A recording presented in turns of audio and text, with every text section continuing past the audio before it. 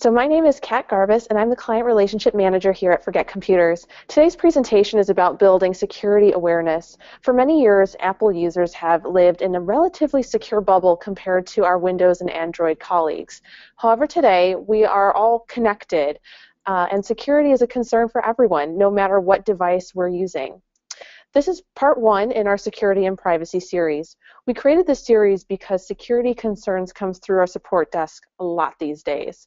And we've noticed that many Apple users aren't sure where to start when it comes to security and protecting their devices. They sometimes even have a false sense of security simply because they use Macs and iPhones. It's a dangerous and interesting way of the world, and one we're hoping to change. So your host for today's program is Ben Greiner, founder and president of Forget Computers. All right, thank you, Kat, and thank you all for taking time out of your busy day to join us. Here we go. I realize security is not the most exciting topic of conversation in your day. At least I hope it's not. So I greatly appreciate you making the effort to be here. Security awareness may not be exciting. However, it is an essential part of participating in the world today. And as Kat mentioned, it's something we see a lack of concern for at nearly all levels of organizations we work with. So why should any of us care about security? The simple answer is you don't want to be the easy target. If a hacker really wants to break into your system, there's a pretty good chance they will. Just like a determined thief could break into your car or your home, a determined hacker could break into your Mac or iPhone. Even if you feel like you're not a hacker target, this doesn't mean you should ignore all common sense when it comes to securing your devices. We secure our personal belongings, we lock the doors to our cars and homes, and we carry the keys with us. And I want to see you do the same when it comes to technology. Unfortunately, I see too many people not just failing to lock the door, but they're often leaving the door wide open or simply leaving the key in the door. And it's really worse than that because most of us are no longer sitting at work or at home. We're driving around, we're traveling, we're taking our data with us, or we're storing it in the cloud where we can get to it from anywhere. And if we can get to it from anywhere, then hackers can get to it from anywhere. Despite the fact that our data is everywhere, we often feel safe because we're sitting in the safety of our home or our office amongst our trusted friends and coworkers. We can't really see the connectedness we have with the entire online world. Here's a website that shows some real-time visibility into the current global hacker attacks, and it's really kind of cool. So I want to take you there and show you this. This is map.ipviking.com, and if we look in the upper right-hand corner, we see the United States is the top attack target. And if you sit here long enough, you'll see those attacks reach the thousands, and that's just will continue to go 24 hours a day, 7 days a week. Okay, I'm gonna close that. Go back to our presentation.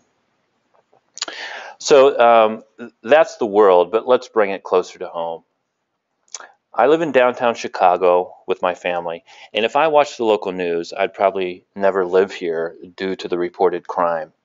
However, we do live in a safe neighborhood, and I take precautions.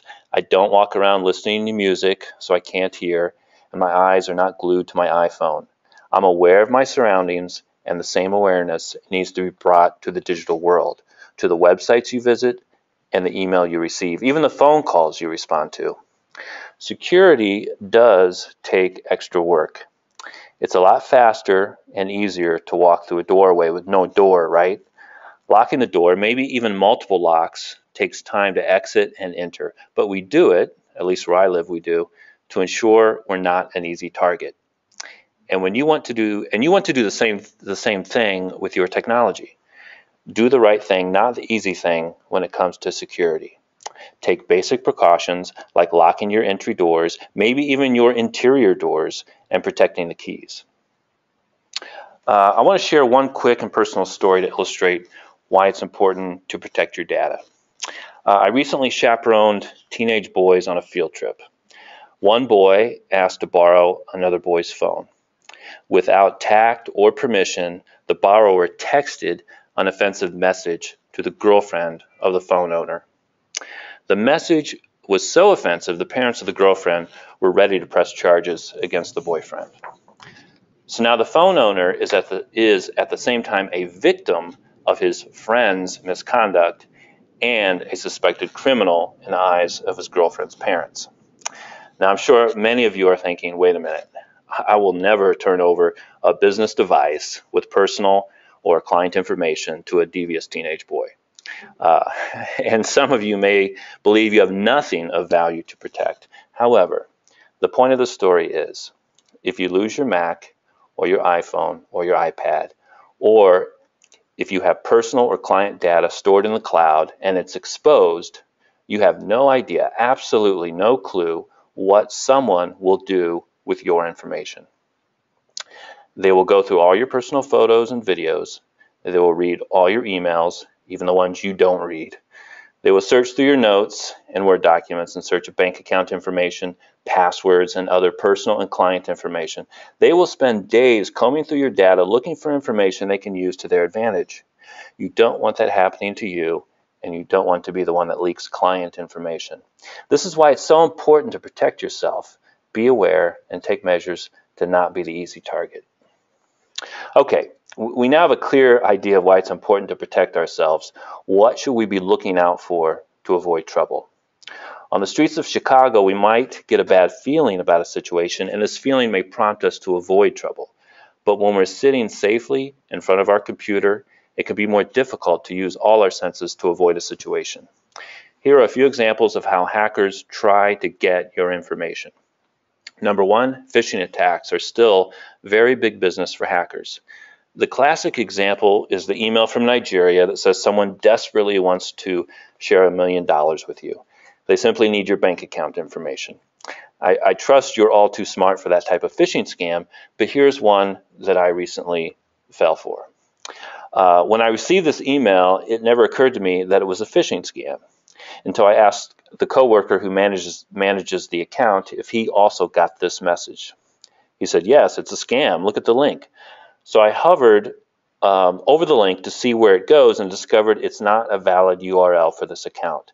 This account has very little monetary value. We don't store credit card information, and any product that could be ordered would have to be shipped to our office. So what is a hacker really after in this situation? Are they really trying to break into this account? Well, yes and no. They probably realize this account alone will not benefit them. However, if I use the same password across many accounts, and a hacker was able to confirm one of my passwords by logging into this account, then they are one step closer to breaking into another account that maybe does have a more valuable payoff. This is why it's critical to not use the same password across multiple accounts. We'll talk more about passwords in our next learning lab. Number two, phony calls are similar to phishing emails. The hacker simply calls rather than emails.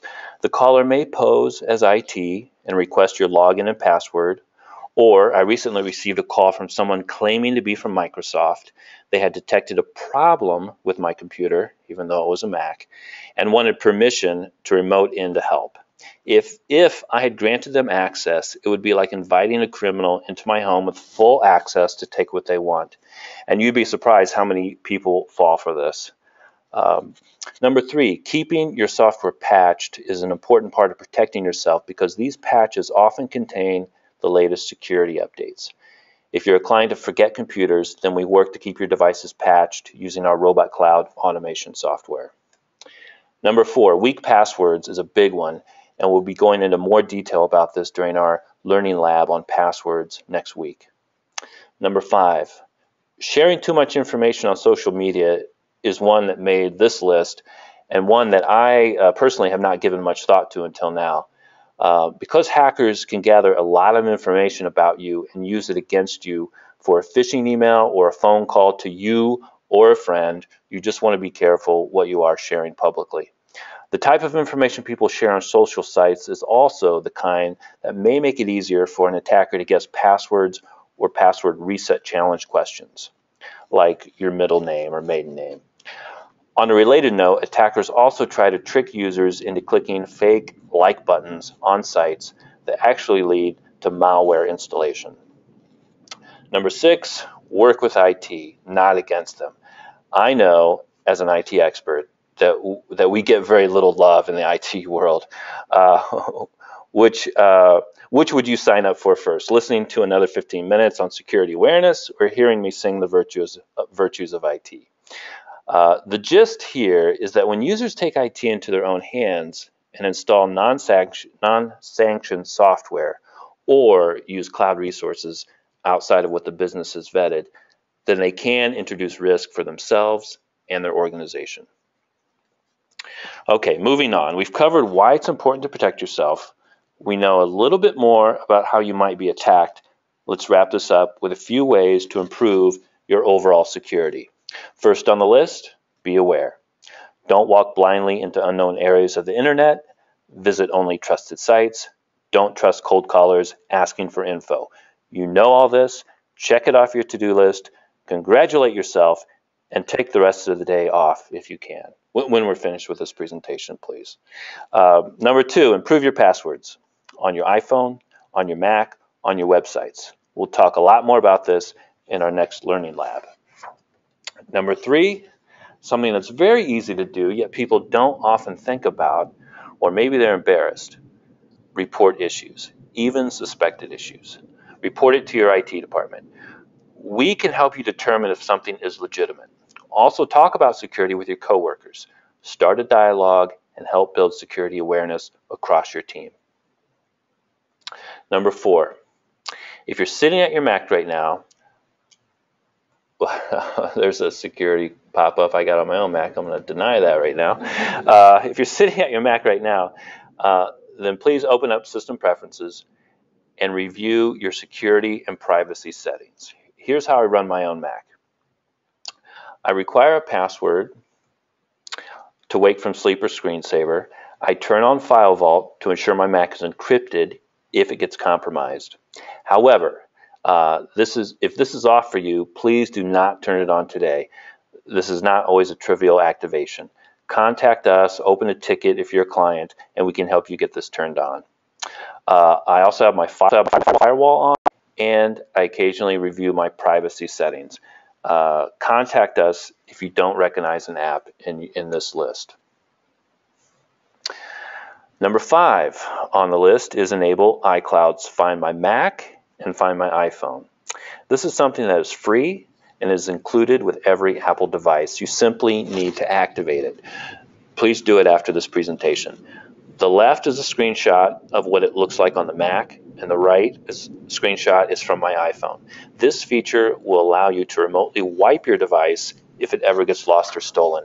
We also have some additional tools we can utilize with Robot Cloud if you are part of Forget Computers. Let's see, and last on the list was run as a standard user. Most malicious attacks require admin access. This is how I run my own machine. You can see I also have an admin account because every Mac must have at least one admin account. However, you don't want this admin account to be your day-to-day account. Contact us if you need assistance with this change. That's our list, and if you do these 6 things, you will reduce your security risk considerably. Lou Tallarico, our go-to guy for Windows support and an experienced security expert, suggested I add one more. He says, patch your people. This is what we're doing today. Once again, congratulations for all of you who did attend, and I encourage you all to share this presentation with your family, your friends, and your coworkers. I'm going to send this presentation back to Kat for some closing comments, and we'll open the presentation up for questions. Thanks again. Okay, thank you so much, everyone, again, for taking time out of your day to increase your security awareness. Please join us next week for Intro to Passwords, where we'll discuss best practices for defining and managing your passwords with an introduction to password managers. We'd appreciate your feedback as well. If you feel we have helped or let you down, please let us know. Hopefully we haven't. Open a ticket or reach out to us, feedback@forgetcomputers.com. We're also welcome to suggestions for upcoming content. And it looks like we do have a couple questions. When I was buying my new Mac, the Apple rep told me that it's more secure than my PC. Help me understand this. So, while I agree with the Apple rep, there are fewer known security holes in the Mac platform. If you think about it as well, Apple devices, even though they've grown significantly, they do have less of the market share than PC and Windows devices. So there's less amount of tax that go towards Apple computers overall. But many people would debate this. Plus, as we discussed, the weakest link in security is often the end user. So really, no matter what device you're using, Mac or PC, you can't just rely on solely the type of device you are using or the technology to protect you. Common sense and awareness must also play a part in this and can only come from you. And it looks like we have another question. I've heard public Wi-Fi is dangerous. Is this true? Ben, do you want to take this one? Yeah, thanks, Kat. Good question. And one I was going to address, but it's a bit more complex and not as high on my priority list as the other items we discussed. But public Wi-Fi can be dangerous in the sense that you're trusting that the public Wi-Fi network you're on is patched and secured, and it's likely that they are not. There's the potential for what's called a man-in-the-middle attack, whereby a hacker will sit silently between you and the network that you're on and try to capture your data. If your apps force a secure connection, then you should be safe. For anyone concerned, you can make a VPN connection for added protection. Okay, great. And it looks like we've got one more question. Is malware a real or imagined concern on the Mac, and how do we defend against it? Malware, which is short for malicious software, is a growing concern on the Mac. However, if you only download from known and trusted websites or the Mac App Store, then you'll be fine. We recently implemented a system in Robot Cloud where we automatically searched all of the devices in our system for malware, and we found about 5% were infected. So I think at the time we had about 2,000 devices, so roughly 100 of them were infected with malware, and we were able to eradicate that, and we continue to look for that type of badness out there. That is it. Thanks again for joining us. If you have any additional feedback, please, we've got feedback at forgetcomputers.com, or if you're a client, you can simply open a ticket. We're going to continue this series next week with passwords. You heard me mention several times today about passwords, and we're going to go into more details on that, and that's a hot topic for everyone. So thanks again, and we'll talk with you soon. Bye.